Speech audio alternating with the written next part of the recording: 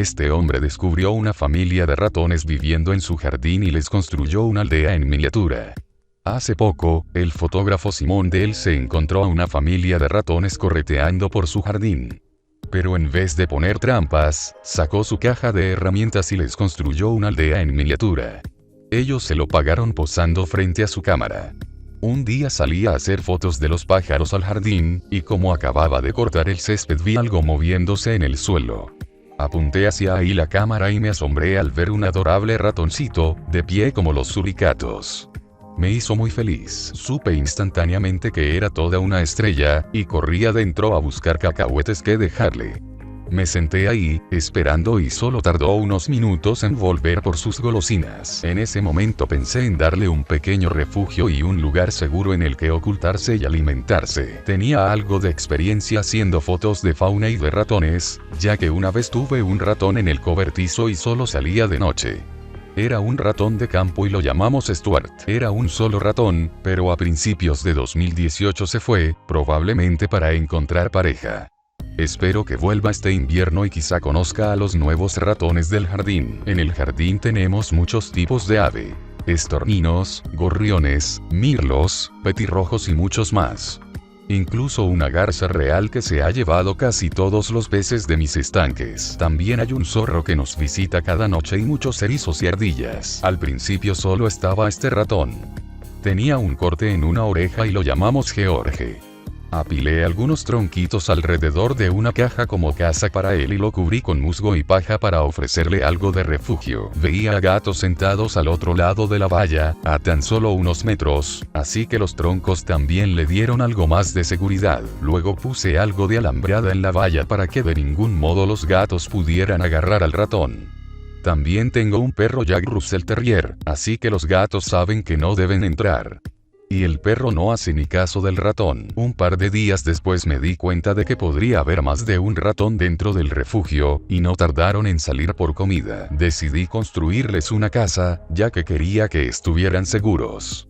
También, como les daba de comer, pensaba que sería culpa mía si salían por mi comida y se convertían en presas.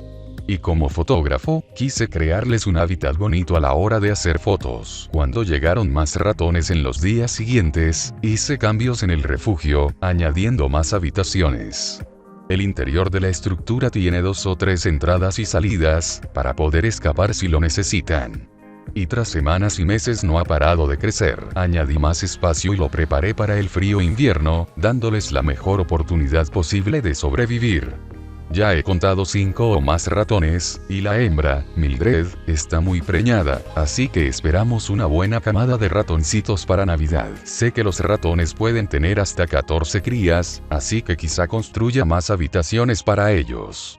Pero tengo espacio y no me importa vivir junto a estas criaturitas tan adorables y fotogénicas. A los ratones parece encantarles su refugio y se mudaron enseguida.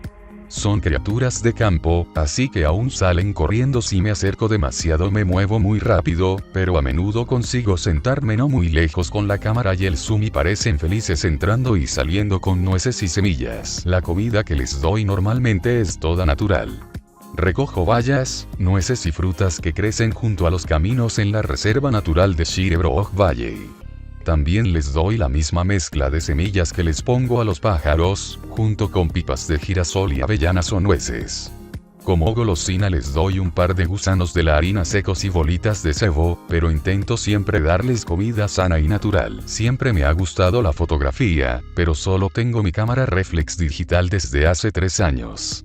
Poco a poco aumento mi equipo y mejoro mis cámaras para mejorar mis habilidades y para conseguir mejores imágenes de la fauna. Un mejor equipo y un buen objetivo ayudan, pero nada mejor que aprender a controlar la cámara, entender los ajustes y comprender la fauna a la que estás fotografiando. Para ayudarte a acercarte o saber cuándo y dónde encontrarlos. Los ratones siguen aquí y viven felizmente. Ahora es invierno y los días son más cortos, así que salen menos. Una vez que oscurece, es difícil verlos. Sin embargo, de día les veo salir por comida y por la mañana ya no queda nada. También les doy puñados de plumas de una vieja almohada para que preparen sus camas en el refugio y se calienten en las frías noches invernales británicas.